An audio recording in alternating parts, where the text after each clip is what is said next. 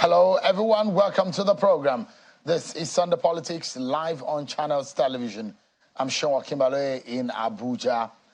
Tonight, we will be engaging the National Secretary of the APC, Senator Ajibola Basiru. It's a new era for the APC as former governor of Kano State, Abdullahi Ganduje, is now in the saddle. And the two of them have now gotten their position as the national chairman and the national secretary after Senator Adamu and Senator Iyelo bowed out. So we'll be hearing from them in the post-NEC meeting of the APC.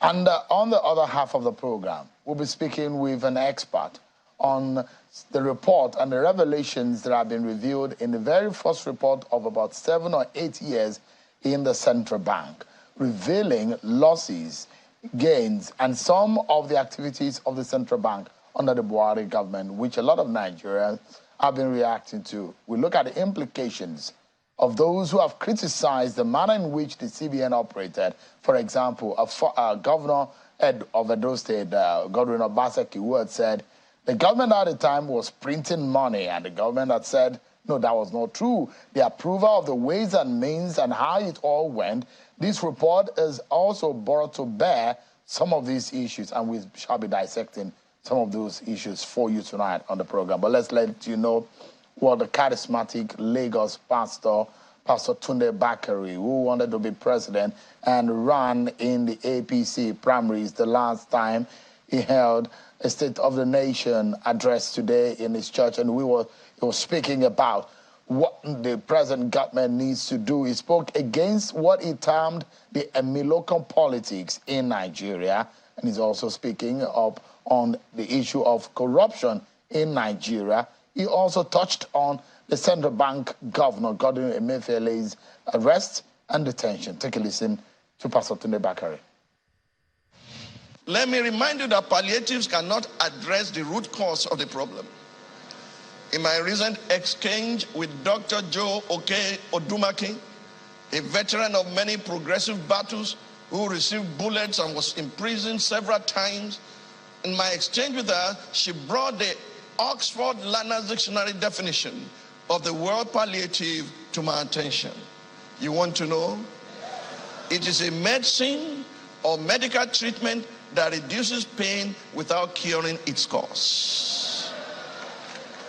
Therefore, we demand that you address the root cause of the problem. Take the yoke off the neck of the poor, go after the looters, recover the loot, and retool it to the benefit of Nigerians. In simple terms, Mr. President, kill corruption, not Nigerians. Pastor Tunde Bakare, senior pastor of the Citadel Global Community Church, one of Nigeria's charismatic Pentecostal pastors. Let's get talking about some of what he said, some of what he touched on, and also the internal affairs of the APC. I'm being joined tonight by the National Secretary of the All Progressives Congress, APC, Senator Ajibola Basiru. Thank you so much indeed, Senator, for joining us tonight. Yeah, good evening, Sean. So you're wearing another hat tonight. The last time you were speaking on the program as a spokesperson of the Senate, but now you are a leader of the APC. By the grace of Almighty God and the support of our leaders and members in their party. I mean, there are those who have criticized your assumption of, your election. Those who said you were being brought by the powers that be who pushed out Senator Omishore. Was there any problem with Senator Omishore in Osun State politics? There was no problem, and Senator Omishore was not a leader at Osun politics alone. He was national secretary of our party. Same also our leader, the former national chairman of our party. Both of them resigned.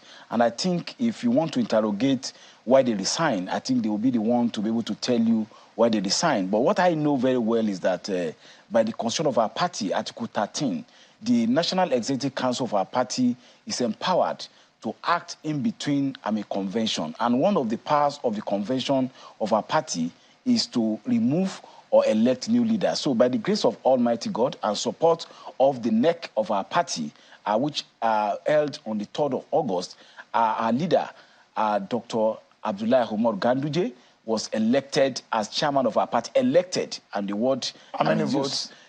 With how many votes? Unanimous votes.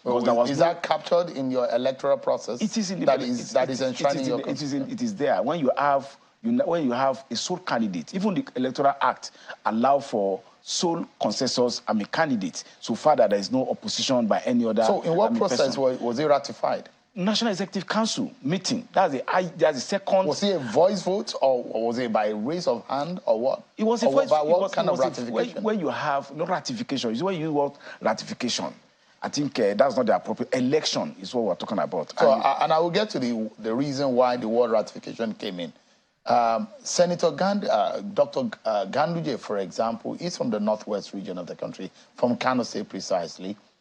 The former governor, the former national chairman of your party is from the north central, from Nasarawa State. There are those who believe that based on the guidelines of your party, that there should be someone to replace directly from the region where you have the national chairman that exited.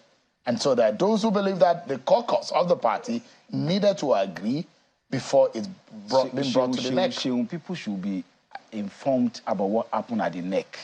Before our election, that's election of our chairman and myself as secretary, the first resolution that was adopted by NEC, and I told you NEC is the second highest decision maker of our body, was to first pass resolution on the new zoning formula in our party.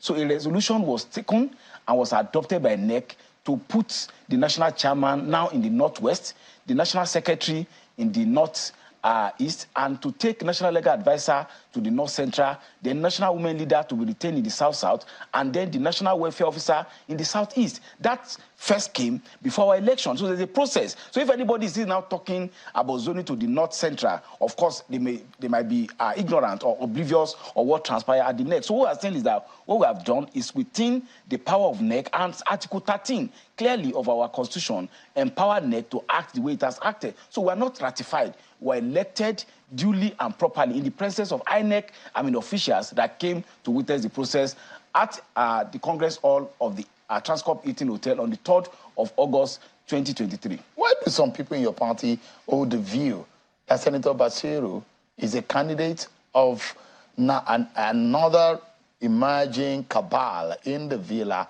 who wanted a presence in the NWC, and that is the role that which they said you should go and play? Why do they hold that view, Senator? Maybe that is a beer parlor talk. And I'm asking you because I've not heard that. Well, if members of your party are the ones holding the beer parlor talk. You are not a member of our party. So maybe you mention names, the ward and the polling unit where those members you are making. So they may not even be members of our party. So as far as I'm concerned, I've not had any of such comment until right in this studio. So that's why I said maybe it's beer parlor. What interest do you represent? And I who represent are those the interests of the progressive development? Who put you forward? Because you cannot be a candidate that pushed yourself forward. Did you push yourself forward? Who says I cannot put myself forward? Did you put yourself forward? Yes, I put myself forward, and I was elected unanimously by the NEC. And to say that who do I represent? I represent Progressive Development Party. Go and check my record in the party. Even as at the time we're in the ACN, before we moved to the APC, I've played critical role in supporting the party. I was part and parcel of election of, a political party in virtually all the states of the Federation. I've also handled assignment for a party at Imo East, primary election. I was the chairman. I was the secretary of the primary election in Edo State. I've also done election management work for a party throughout the country, setting up situation room and helping to mobilize and galvanize the party. So aside my work in the public service and the work, of course, of our chairman, if you are talking of somebody eminently qualified to be chairman of the ruling party today, it is Dr. Abdullahi Umaru Ganduje. Maybe you don't know his profile. Could it be the closeness of your closeness to the president, Ashwaju Tinubu? Of course, I'm close to the president, but that is not the reason. I'm telling you my profile. I am a two-term commissioner, a senator of Federal Republic, spokesperson of the 9th Senate, and somebody who has a track record of working for the party. Similarly, Dr. Abdullahi Umaru Ganduje, aside his closeness with the president, maybe you don't know his profile as a politician. He had been chairman of 3 of the 4 local government in Abuja, FCT.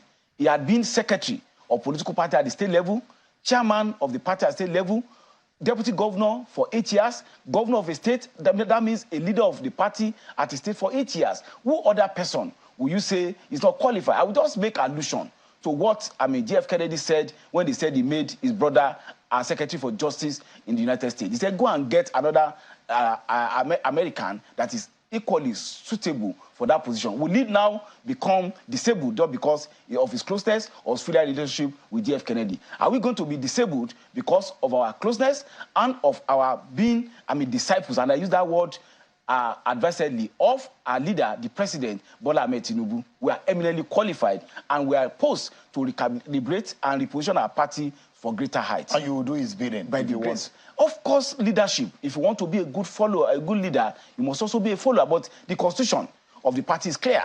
The role of the NEC is clear. The role of the convention is clear. The Progressive Governor Forum also have their own role to play. National Advisory Council and caucus. So it's not a question of doing the bidding. The bidding, of course, that anybody will want to do is to reposition our party, to make our party stronger and ensure that we win in all subsequent elections. All right. In your own view and understanding of party politics and government, between the leadership of the party and an elected official from the party, who do you think as in terms of hierarchy now, what comes first? Take, for example, the national chairman in the party and the president, a state chairman and the governor. Which of these divide as more prominence? I wouldn't know whether you watched live the NEC meeting on 3rd of August. After our leader, our national chairman, was sworn in and he came to join us on the high table, the president and the vice president did not sit until he gave directive that everybody, must sit. It shows what I give answer to what we are saying. The party is what, give birth to people who are in power. So it is like the hen laying, the eggs. So as far as politics is concerned, rudimentary government at all level, what is a political party? A political party is a group of people who believe in some programs and activities and want to get power through its representative to be able to put it that place. So the political party play eminent role in modern governance. In fact, the highest level of political of any organization is political party, because that is an organization that is formed for the purpose of taking power and then be able to be in control of political economy and social development of a society. So your party is supreme. Definitely, definitely. Over and above the individual, even if it's the president of the government. Of course, you cannot even get nomination without the signature of the chairman and the secretary of the party. You must go through the rudiment of being elected through democratic process for you to get the ticket to be president or to be governors. So the party definitely is supreme. Let me take you to what has been happening recently, and I don't know how your party is able to resolve that. The non-confirmation status of 3 ministerial nominees of the president, the withdrawal of Misheti from Kano State, and Malam Nasir El-Rufai's name that is not confirmed. That has generated it, and he's not the only one. Telokotete and Mahmoud in Nasarawa State, Telokotete in Delta State. That's left your party members talking about that, and it's got some controversy. How are you able to resolve this? For example, Malam Nasir El-Rufai is saying that he's not interested any longer. Has he told you that? That is the information that we have. I've not had a leader. I'm reporting to you. I've not had. We have reported it here from his camp. We have it on good authority. He's the one that is nominated, and I've not heard him saying that he's no longer interested in nomination. I've also not heard that Mr. President has withdrawn that nomination. There's a difference between an inchoate process and a complete process. As regards Malam Nasir El-Rufai, my very good sister, Stella Okotete, and my very good brother, Danladi from Taraba State, the process is inchoate. It means that the National Assembly, Senate, had not turned down that nomination. They have not said, we're not going to confirm you. They said they want to look at certain issues that have been raised in certain security report. And of course, when on September 26, when the Senate resumes, we'll be able to know whether they will go ahead with the confirmation or whether they will not confirm. So it is too early for anybody to, second guess what decisions the Senate will take as to confirmation of those nominees. And as to the, withdrawal of nomination of equally my very good sister, Madam Shetty, is part of prerogative of, Mr. President to decide whether, the nomination should proceed forward or whether it should not be forward. Mind you, the question of appointment as minister is part of a political process. So if the political process, for instance, felt that maybe there are some other responsibilities that is supposed to be given to her, then she may be considered worthy of that responsibility. So as far as I'm concerned, you see, in politics, people make a lot of permutations. They make a lot of conjecture, which in fact is not reality. So as of today, as a matter of law, the nomination of those 3 ministerial nominees had not been rejected by the Nigerian Senate. There's no vote on it, either to reject or to accept it. So it's an inchoate process. In the instance, on the circumstance that Malam Nasir El-Rufai is no longer interested, what implication does that have for your party? I don't want to engage in hypothetical question. This is not a hypothesis. It's hypothesis. You know the reason? Let me put the question. I'm a legal practitioner. Just a moment. Let me put the question. And you do not have the information. And I'm putting the information to you tonight. I cannot. Then, so your information. Senator, if you allow me to land on my question, if you allow me to land on my question, I have, as a journalist, an information that Malam Nasir El-Rufai says he's no longer interested in that nomination. And I'm asking you as a party leader, where does that leave your party? I say until I hear from the man in question, I don't believe what you have said. And I have the right to believe and not to believe what you have said. So as far as I'm concerned, the question of the purported, and I use the word purported advisedly, withdrawal of Malam Nasir is still in the realms of speculation. And as a trained legal practitioner, I cannot act on outright speculation, which is not grounded in concrete evidence. What you are saying is, in law, they call it hearsay evidence, because it's not come directly from the person that is affected. It's not an admissible evidence in the law court. Well, I guess, did you feel, when you got to Abuja today, did you feel that it rained today? Senator? It's not about feeling. I saw it raining. There's a difference between feeling and seeing something. So there's a difference. So maybe we should go it's to not debate. It's not a matter of you believe it rained today in Abuja or not. You saw that it rained. Yes. So I'm a journalist. I'm telling you the information that I have. But if you are disputing it, that's fine. Let's leave it and let's move forward. So the question here is, the president had nominated 48 presidents, different from what former President Buhari did, 42. That's what President Buhari did. And at the point in our nation, that a lot of people thought that we need to have a slimmer government to cut cost of governance. What kind of light do you think this leaves your party, or Nigerians would see your party, as you have a bloated cabinet at the federal level? You see, Shehu, when you use the word bloated cabinet, it presupposes that there is a state of cabinet that is not bloated. That is, there is an agreed figure and number that's not bloated. Mind you, the Constitution provides that every state must have a nominee in the cabinet. So that means that by our architecture of our Constitution, there must be at least 37 ministers. If Abuja has a nominee, and for the first time in the history of this country, our President, Bola Ahmed Tinubu, decided to nominate somebody from the FCT, and the people of the FCT were happy. Then there may be some other peculiarities which may necessitate, because as of now, they have not even seen the kind of assignments that those ministers will be given, so you cannot be talking of over-bloating. Section 5 of the Constitution of the Federal Government of Nigeria vested executive powers in the president at the federal level.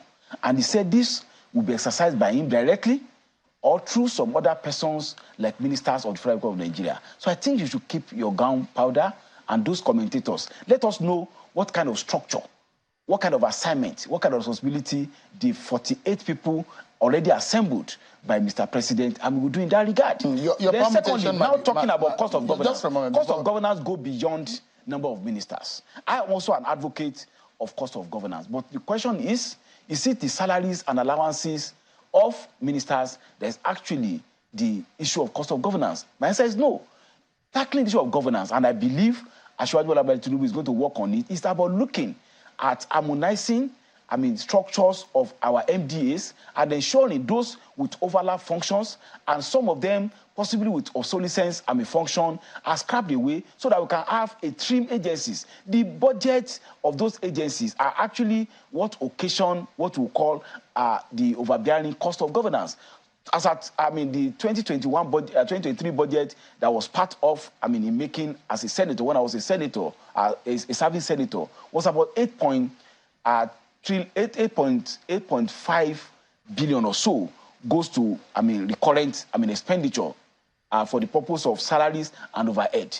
How much is the salary and overhead of the ministers? So even if you don't have any minister in Federal Republic of Nigeria, it does not tackle the problem of overbearing cost of governance. Senator, so I'll take the last part you spoke about now, and you look at it, we're talking about cost of governance, and I know that having served as a commissioner and as a senator, you understand in totality what it takes to serve in those offices. In Nigeria today, even as a minister of state, whatever ministerial appointment that you have, there are statutory personnel that work with you.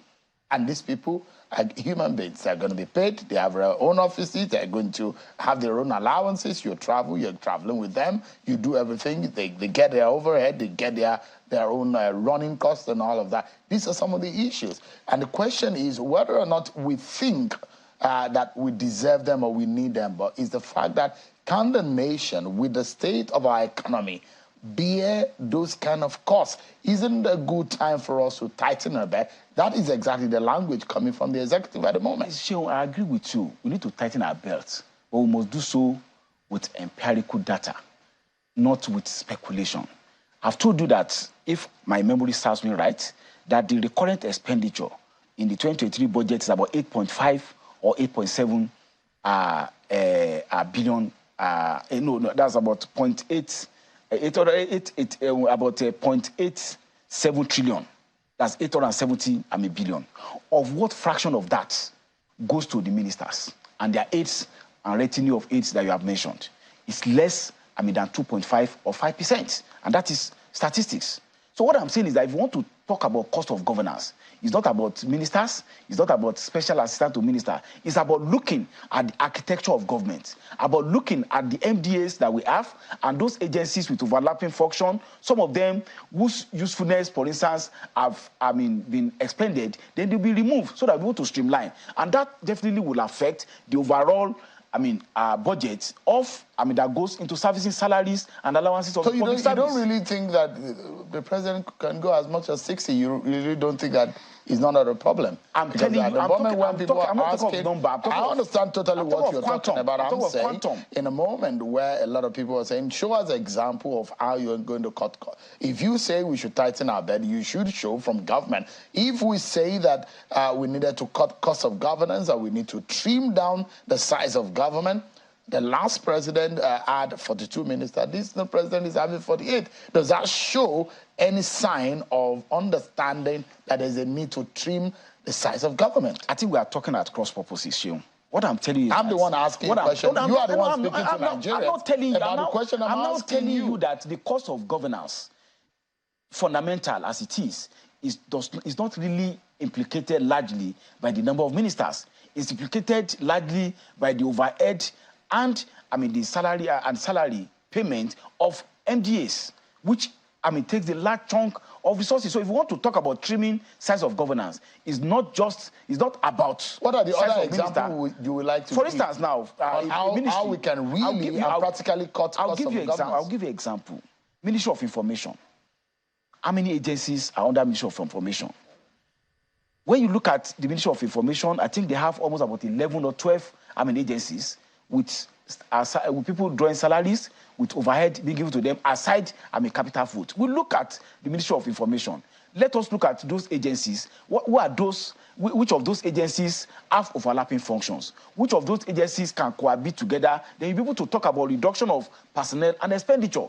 The huge resources that goes to government expenditure is not what political appointee gets. So as at the time I was functioning at the state, for instance, in Osun, when I was commissioner in Osun, the salary bill of Osun was about 3.2, 3.6 billion, and the entire political appointee gets less than 200 million or 250 million per month. So that even if you decide to scrap political appointee from the system, it does not really affect the bottom line as to the cost of governance. So what we should be probing, and which I believe our leader, our president, will do, is to look at the size and structure of the MDAs and see how we'll be able to create efficiency in terms of cost and delivery on the services for the people.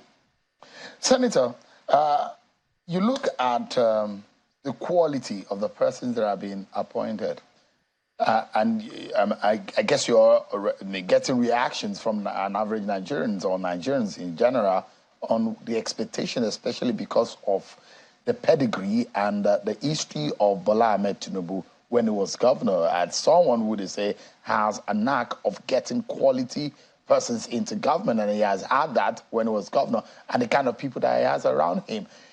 For those who are not pleased with the quality and the capacity, what do you say to them? You see, democracy is about heterogeneity of ideas. Everybody have the benefits and the privilege to make criticism. But the question is this: the person that will take decision have certain facts that some other people who don't even have facts. So you cannot expect 48 people to be appointed from a pool of 180 million people and everybody to agree that all of them have been okay, or that even those 48 are okay. So people are born to make criticism, either genuine or some born out of lack of information, some out of outright mischief. It is part of heterogeneity of democracies. But as far as I'm concerned, if you want to make criticism of those appointees, you pick them one by one and say, why should they not be there, and why were they appointed? And the only person that can ask that is the president, and of course the National Assembly that has done the confirmation. For instance, will you say? I don't agree. And the reason is the president is holding that office in trust for the people of Nigeria. Any action of the president, either even in appointment or even indeed, is doing it for as though Nigerians are doing it. The 200 million Nigerians cannot sit in that chair, and he's doing it in trust. So anything that he does, or any of the ministers, or even the senators does that, they are doing it at the expectations. And I'm not sure that Nigerians are wrong for having high expectations of the kind of persons or the capacity with the enormous blessings that God has given to people of Nigeria, and they're expecting that those who, even there are 50 of them or 60, they must be the best persons that you find in each of the states. And if they say they are disappointed in some of the crop of people that are in that cabinet, don't they have the right as people of this country? That's why I agree with you. There's heterogeneity of ideas, but the question is that by what parameter will you determine whether those ideas are not even that of minority? Do you think that this is the best cabinet Nigeria could get? That's the best. That's the best. That Nigeria can get. That's the best. In every sector? That's the best. Let me explain certain thing to you with respect, Eshion. You see, we have 200 million Nigerians, but only one person is vested with the executive powers by our constitution, whether out of wisdom or out of foolery. I wouldn't say that. But what I would say is that you cannot have 100 million or 200 million people taking decision. By voting for Asiwaju Bola Ahmed Tinubu, we have given him the mandate to act for and on behalf of 200 million Nigerians. And that mandate is a trust, just to have said. So the trust is there that is acting according to his oath in the best interest of Nigeria by putting those 48 men and women to serve in his cabinet. And of course, he also has the prerogative by Section 5 of the Constitution and Section 151 to also appoint special advisor and some other persons to assist him in discharging those responsibilities. The barometer will be, at the end of the day, is whether he has been able to deliver on the promise of revamping our economy, on the promise of galvanizing food security in terms of development of the agricultural sector. Has he been able to, at the end of the day, affect positively infrastructure development in our country, rather than talking about one personnel or the other personnel? Even in this station, if people are to be appointed as a prefect, some other people appointed will have people who criticize them. And that is the beauty of democracy.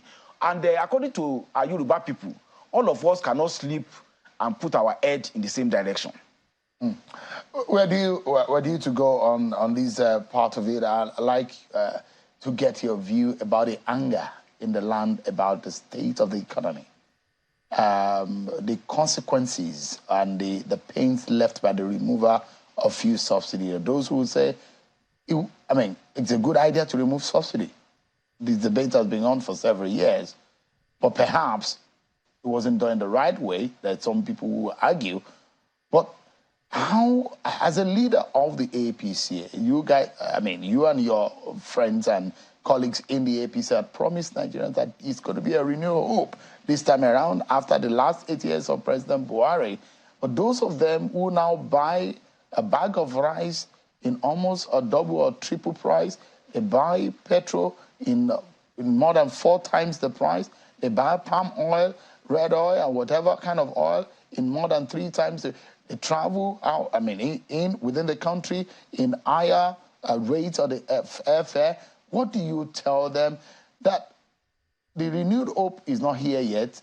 When will it come? Or what exactly would you be telling them tonight? Yes, with respect, we must be very sincere with ourselves. When you want to carry a surgical operation, and any rebate always comes with pains. So we, as a party, sympathize with Nigerians who have to bear the pains of the need for us to recalibrate our economy. You will know that the subsidy regime has not only become a cesspool of corruption, but it has become a trap that if we don't remove it now, our country may go the way of Venezuela or the way of Argentina. And at the same time, the subsidy of the naira, that absence of floating of the naira, has affected genuine investment into the country. So we believe that, yes, it's very challenging now. We cannot close our eyes to that reality. But in the long run, our economy will be better for it. And I must quickly comment on what, you played that you said Pastor Bakari said, although I don't see him as a politician, and with respect to him, I don't see him as even competent to say what he has said. The fact that we are talking of palliative does not mean that we are not confronting the headlong of correcting the dysfunction and the imbalances in the economy. So we are both addressing the issue of palliative as a immediate step, and addressing the fundamental problem that is affecting access to necessary resources to carry out infrastructure, to galvanize our economy, and to turn our economic run in a way that will have economic prosperity for the Nigerian people. So we are not limiting our project to issue of palliative. So it's just being selective in what he has said. Then when he's also talking about, when he also talk about... When you say Pastor Bakari does not have the competence, what do you mean? He's a citizen of the country. I say competence in politics and what he's making comment about. He's a citizen of the country. He has idea. The fact that you have idea does not mean you have competence. He's entitled as a citizen. Like, for instance, now, I'm not an engineer.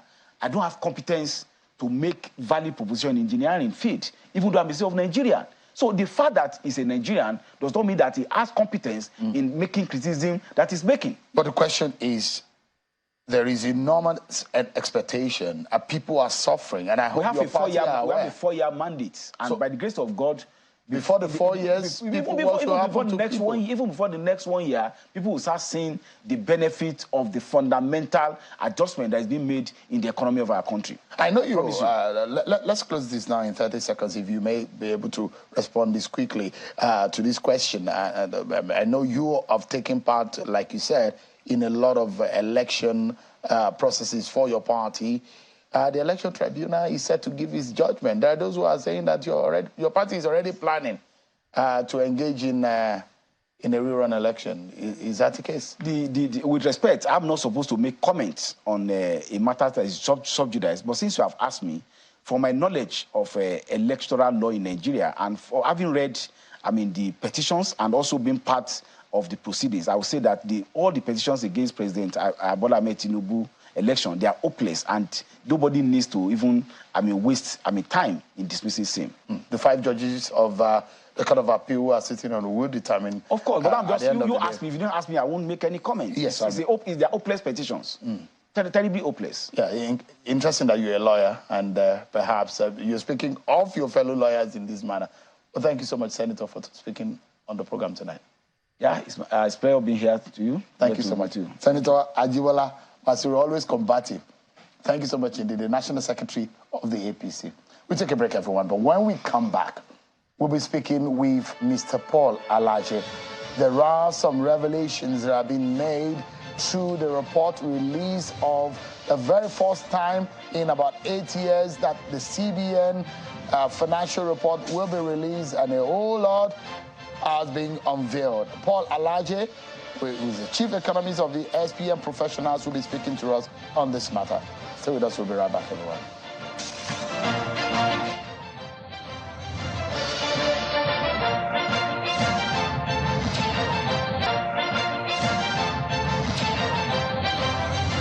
Thank you so much, everyone, for staying with us. So, for the first time in about 7 years, the Central Bank of Nigeria is publishing and releasing its financial report, which has reviewed a few things which were, well, of course, perhaps some of you might have been reading it. About 15 billion naira in cash received owed to JP Morgan and Goldman Sachs just in 1 year. And it has also reviewed the status and the state of the ways and means and how it has been administered. It showed that the bank reported some credit losses over the last few years. The question a lot of people were asking, why are some of these not have been released? Why is this financial report coming as the first in 7 years or more? The security lendings and some of the forms, these lendings under the CBN, the external reserves, some of the issues that have come up on how they have been administered, the analysis of the Apex Bank's procedure and spendings have come under scrutiny. And tonight we shall be engaging in a conversation. Don't forget, the governor of Edo State once said that the government was printing money. A lot of people perhaps may be wondering what exactly does that mean. It emerged also how and the manner in which the ways and means was being passed and supported by the National Assembly and heavily criticized. Mr. Paul Alaje is the chief economist at the SPM professionals. He joins us live here on the program to give us an insight on this. Thank you so much indeed, Mr. Alaje, for joining us. Thank you so very much for having me. So I like to take these for the sake of our viewers tonight, most of them who are not expert in your field, to break it down in a way that they can easily understand tonight and what has emerged from that CBN report. This is the first report in about 7 years. That means we're looking at whatever happened under the Buhari government. This is the first time we are publicly knowing the details of what happened financially, what the Apex Bank does. How often, statutorily, is the bank expected to release its financial report? Yeah, thank you so very much once again for having me. The Central Bank Act is very clear. On annual basis, once every year, the central bank is mandated by the Act to release the reports of the activities of central bank, especially the financial activities of the central bank. Under Shukuma Shododo, we had this report on annual basis. Under the governor before Governor Emefiele, the suspended governor of the central bank, we had this report actually every year. That's under the Emir Sanusi, Lamido Sanusi. It was released every year. But you see, we started seeing a different trend. First, from Ways and Means. And you know that the Ways and Means, the information were not really together. So with the report, there are a lot of revelation and a lot of concerns. Number one, that the report that the authorities, Central Bank of Nigeria, has actually published all the while is not correct. We have always thought that when it comes to foreign reserve, Nigeria is between $34 billion to $38 billion. Not knowing that significant part of that money, about 40.7% of the money, it's actually not, it's actually under lending, and the money should be returned. Now, apart from that, there is nothing wrong with foreign reserve is not money that you will go and spend. It's actually money that you can use to defend your currency when attack comes. But when you now look at the kind of borrowing we have done, the question is, has that borrowing been approved by the Senate? None that I'm aware of. And this is foreign borrowing. And it's foreign borrowing. Two. And it's 15 billion in two banks. Yes. In 1 year. In 1 year. Is the Debt Management Office aware? It's not in their report. Recall that Ways and Means was not in the report. It was it completely disappeared. Not captured at all. Captured at all in the report shared in the DMO's office. Which is against the financial laws of the country. It's completely and that was what raised the queries by some Nigerians to say, why would the Senate do what they termed as illegal when they know that this has not been properly captured, isn't it? That's very correct. The Senate had to clean the mess in a way. And even the mess the Senate cleaned, what if it happens again? We have an acting central bank governor. What is going on in central bank today? Not so many people are aware of that. But here is the question. If we have a Senate that is supposed to perform oversight function on a central bank for 7 years, and the Senate was unable, did not get any reports, and there is nobody that said anything significant from members of the Senate for 7 years. Everybody just assumed everything was fine until very recently that this report came to limelight. So this report is coming, Mr. Alaje, amid the investigation that the former chairman of the Financial Reporting Council, I know you know him very well, is heading. We all understand this is not even being put so much the details of what he's supposed to be doing. He's supposed to be an independent investigator into that matter. And this is coming up. Do you think that that's propelled the release, or do you think the executive had pushed the CBN under the acting governor to push this out? I think so. I think it is the executive that, especially the person leading the investigation, the independent investigator, it's important for us to know what actually happened. And that is why we are seeing some of these reports. So let's take it one after the other. Yeah. Okay. And if you have seen this report, maybe we would have had a way of salvaging Nigeria from getting deep in the current economic mess. So today,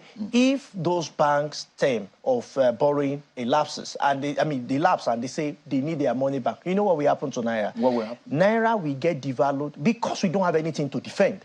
If you have 40% of your instruments, all the defenses, yes, so all the securities, if it goes off, what do you think will happen? Naira under this current regime may go as poor as 1,500 to $1. Already, we are battling between 920 to 1,000. Government have said we want to allow forces of demand and supply. The acting central bank governor mentioned that between 18 to 20 billion that came in the name of remittances was not going to the official window. How will it go to official window? And this is the question I like to ask. If I give you $1,000 today, where will you take it to? Commercial bank to give you at 750, or parallel market to give you at 920? Chances are, you don't need to answer. I don't want to put you on the spot. You are the one interviewing me. Chances are very high that you will take it to the parallel market. Why? Because you're a rational being. So if we say we are unifying, and we say that it's not unification, because you cannot unify. What supply? You see, I wish we had time to talk about the real solutions. You see, the challenge we have is the supply side. If we make a proclamation that we are unifying, yes, you can say INE window should keep devaluing up to any amount. The question is, have we been able to stop the roller coaster? Have we been able to solve the real challenge? The real challenge has not been solved. Crude is our major means of earning. We don't have control over the price, 1. 2, a lot of theft is going on within the Niger Delta region where we milk some of these resources from. 3rd, the other natural resource that we have, we don't even have data as to what is going on right now in Elisha, what is going on right now in Zamfara. We don't even have data as to how many gold in their volumes, other natural mineral resources are extracted from the soil of Nigeria. And we wonder, because some of them are taken out of Nigeria even by air, without any record. And it is what you export that will boost the value of your currency. Let me take some of these major issues one after the other. But I mean, I like to see this because sometimes you go to see a medical doctor, you go through a test, and you want to ask a question. The doctor tells you there are 2 news. One is bad, one is good.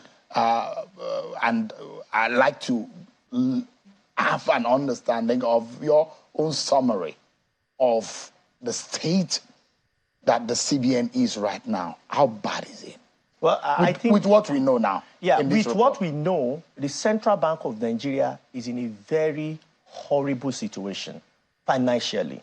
A very, very horrible situation. One, the bank has lost control of what the exchange rate should be. Not just because the president say, let us float. I think if the president had asked this information, there would have been a rethink before making that statement. If the president had had this information, because everything revolves around the exchange rate. And remember the core mandate of central bank, price control, which is price stability, I beg your pardon, price stability, not price control, and exchange rate stability. With the revelation that we have, with how monies were released, among other things that we'll see discover in this report, the Central Bank of Nigeria should be restructured. And I want to say that we may need to even adopt what England is using, removing the regulatory body from the central bank and allowing, maybe splitting it into two. One to focus directly on the commercial bank regulation, another to focus on the functions of government. Because mixing the two together, honestly, it's giving us a lot of issues. So when you say that the CBN is in a terrible situation right now, one of the things that I know also inspire investment and also inflow is confidence, rating. You will be treated badly or otherwise if you have your stance or your status, the credit bureau will check whether or not you can get a certain loan or not. And the rating of the CBN has been terribly impaired. That is part of the report. Yes, so the rating is impaired, even the rating of our country, if not because of some of the policies that we started seeing some review taking Nigeria from negative to stable. It has been horrible. And I can tell you that even rating agencies don't have access to this report before the last rating went on. Now, when you look at what the central bank has done, there's no rating agency that can score us high. Because when you have security lending, it's supposed to be for short term. And the monies, it's like using some security to guarantee some borrowings. But in this case, the borrowing itself, it comes at a cost we are paying. Two, it now forms substantial parts of our reserve. Third, what happens to all the remittances? Fourth, we spent 141 billion naira on two policies. On two policies. One, RT 2000, that is repatriation of about $200 billion into Nigeria, which was not successful. Two, giving, I think, extra 5 naira to everyone that brings $1 to the central bank, which was another failure. But those two policies got, according to that report, 141 billion naira. Do you know the implication of that? Again, look at the central bank. Nobody has, until recently, has known what was paid in salaries. Do you know that even the central bank as a body might have earned in allowances and salaries more than the Senate of Nigeria? But what is common for people to say is to criticize the Senate. I am not saying the Senate is right or wrong. I'm not taking a position for or against the Senate. I'm just saying that it is nice when these publications are made regularly, and if it is not made regularly, those in government must ask those responsible to be accountable, not just to them, but to all of us. Let's anchor. And in 30 seconds, I'm being told that we need to anchor and we need to wrap up. So Edo State Governor, Godwin Obaseki, was right when he said they were printing money. I spoke with your colleague on News at 10 when he made that comment. I remember I was in your studio. He was right. Printing money does not mean going to print paper. The activity of central bank is printing money. Even as we speak, we are printing money. They controlled security and printing money. That's exactly. Part of the, so what the governor was saying was not printing literally. So what he's saying is that there was quantitative easing. So that was going part on, of the which report is very shows, correct. Mr. Alaji, which is what I'm bringing you to, is the fact that the report reveals that the bank has been funding federal government budget deficit for several years within this period. I agree, 100%. And you could see that through via the Ways and Means that was illegally, as against what the Act mentioned that the central bank should do. The central bank have been doing that. It was the Senate that tried to cover up for the Central Bank of Nigeria. The cover-up, it shows that the lending to the government consider about 74% of the loan and receivables, and those experts have criticized that this was a major impairment on our economy. You see, the Nigeria economy went through the worst states in the last 8 years in terms of economy. Now, President Buhari might have done all that in infrastructure, but when it comes to economic management, we have never had this bad in the history of the country. In one sentence, how can Tinubu correct this? Well, first of all, it needs to focus on the supply side. And that supply side is a lot. It's not what I can conclude in one set. I will be at time for solution. What the challenge we have is supply in agro, supply in production, supply in manufacturing, supply in investment, etc., etc.